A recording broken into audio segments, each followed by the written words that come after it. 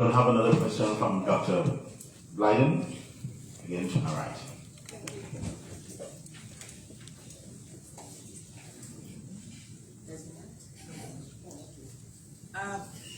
Welcome again to Sierra Leone, our brother, and let me extend thanks for what you're doing for the women of Sierra Leone. I am the first woman in Sierra Leone to edit a daily newspaper, and that was started 18 years ago. I'm also the first woman who has broken a lot of glass ceilings in Sierra Leone. That brings me to the question I want to ask you.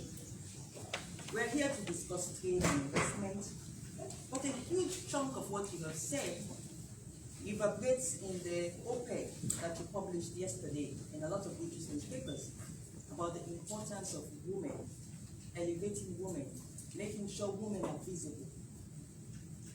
My question, I have two questions today. The first one is, do you recognize that the fight for gender equality can be hijacked by persons who have a sinister agenda? Is that something the British government recognizes? That because we are so sensitive about promoting women, uplifting women.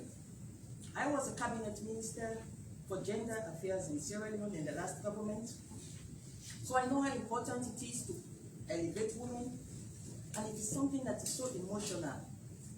Are you aware that it can be hijacked by elements who want to hide behind the fight for gender equality and the advancement of women? Secondly, I noticed you referred to the British High Commissioner here as quote-unquote fantastic. I have a problem with that, Mr. Minister. I have never met her because she's always very busy meeting other people, I can understand. But the British High Commissioner has had a consistent pattern of using the fight for the advancement of women, gender equality, to hinder the fight against corruption, which I also consider to be a very, very serious fight in Sierra Leone. Yesterday, something happened that actually is the reason why I decided I will not send someone to this press conference. I will come here and pose the question to you directly. We have a female outgone mayor of Freetown. She's seeking re-election. She wants to be re-elected. So yesterday she launches a campaign message on social media. And in the consistent pattern of your fantastic British High Commissioner, what does she do? She uses the official British government Twitter account to tweet an endorsement of the campaign message of the mayor of Freetown. What does that send out to us? One, it's a continuation of the British High Commissioner's efforts to promote the mayor of Freetown under the guise of gender equality because she's a woman.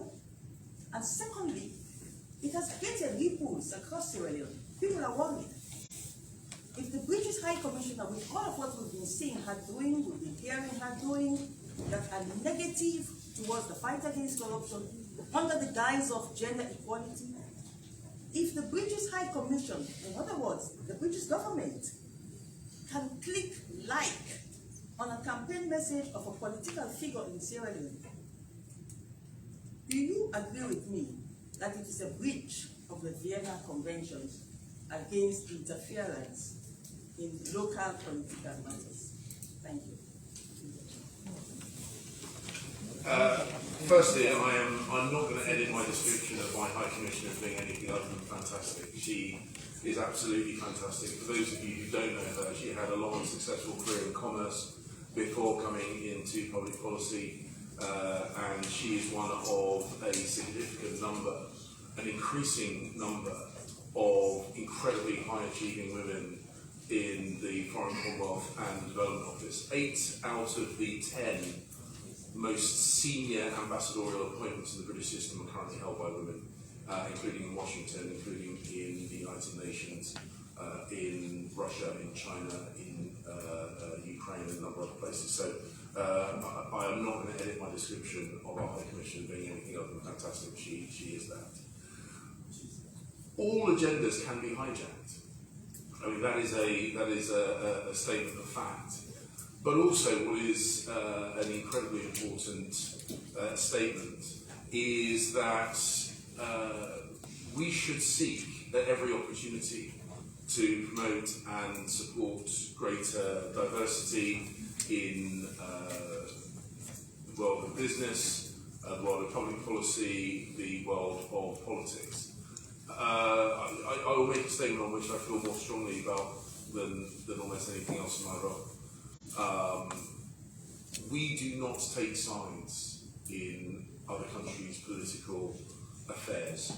The political leaders of a country are exclusively the decision to be made by the people of that country. And that is a universally applicable situation. Only a question asked me about our relationship with Russia. Observers will note at no point have we called for regime change. The leadership of Russia is exclusively for the Russian people. The leadership, whether it be at municipal or national level here in Sierra Leone, is exclusively for Sierra Leoneans. We have worked well and closely with political leaders of both political parties here in Sierra Leone. I make this commitment to the people of Sierra Leone, whoever they choose to elect in what I hope and expect to be free, fair, open and peaceful elections. The UK government and the UK High Commissioner will work with those people. We want to see more women involved in public policy, we want to see more women involved in commerce, in the media, because as I said, I struggle to think of any problem that was made worse through female intervention. Where incumbents have made messages which are in accordance with these long-standing values held by the UK government, we will amplify those messages. And if the incumbents change, but the agenda is maintained, we will amplify the messages of those new individuals in positions of power. So I'll say at the end of this answer what I said at the beginning of this answer. His Majesty's High Commissioner here in Freetown is fantastic. I can let you know she enjoys my 100% support, and her integrity is above reproach. Sorry, sir, you didn't answer the second question. The second question, do you think it goes against the Vienna Convention?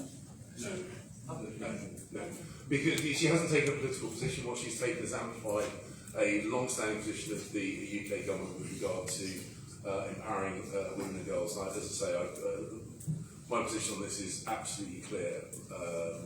His Majesty's High Commissioner here in Sierra Leone has acted absolutely with professionalism and integrity and completely within the confines of the Vienna Convention.